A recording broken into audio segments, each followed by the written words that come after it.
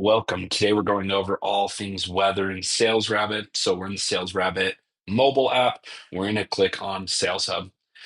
This is where we're going to find our weather events and also pull reports for weather on an individual house by house basis. So we're going to start with doing our weather overlay maps. You're going to select the weather.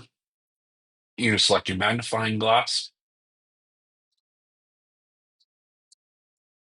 And then right here, we're going to hit the drop down. This is our filter. So what we can sort by. So we can sort by date range, by radius, hail size, hail probability, wind gust. So a handful of different options help us find the weather events that are actually happening in the area.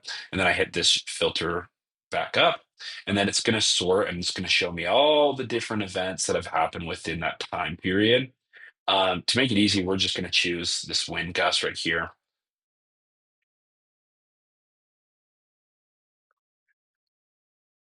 So on this day, you're going to see all these maps starting to pop up of all the different wind that we had. So scroll into this Houston area. Again, this isn't super crazy windy or anything, but what this would do is it would start to show different colors as the wind gets higher, or if the hail size grows, right? We get to 1.5 inches, it's going to show in green above, and it's just going to show these little maps. And then basically, what I would do if I say, all right, this area right here was hit really hard by hail, say it was green, I can scroll into this area, and then I see, all right, this is green, this is a great area. Now let me go draw territory. And where I know this is going to be hit, there's going to be a lot of damage, there's a lot of deals there. Let's go to that area.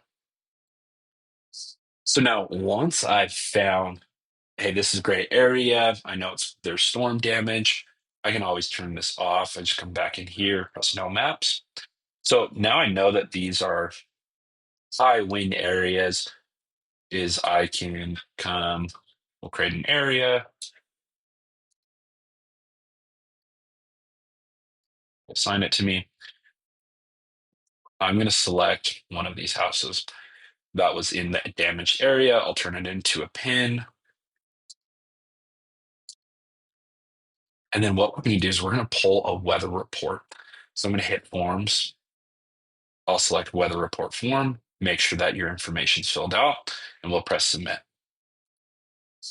What this is going to do is it's going to take a few seconds to load because it's going to ping the Verisk, and it's going to pull in all of the weather events that have happened at this house over the last couple of years. So that way we can go and show the homeowner, or we can go show insurance and say, hey, was this damage, this damage, this damage on these days to help us actually get our claim approved. Or sometimes it's used to just get on put on the roof and show the homeowner, hey, look, I see that there's a lot of damage. It would make a lot of sense for us to come up here.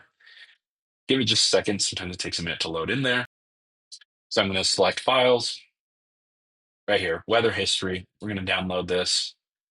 And then once it's downloaded, we'll select it.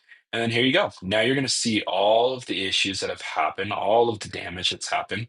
So we're seeing a lot of wind ripping through. It's pretty low, but then here, 0.75 inch hail, 50% chance that it caused damage from the hail, which is hail probability. More wind, more wind, more wind. You got some 75 mph. That happened just last year.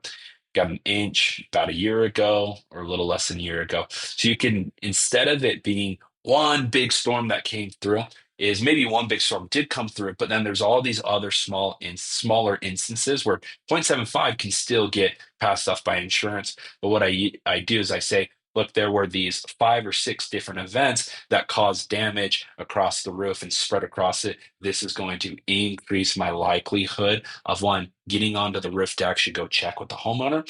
And two, when I file my claim, people are going to want to say yes when they see all the damage that's happened.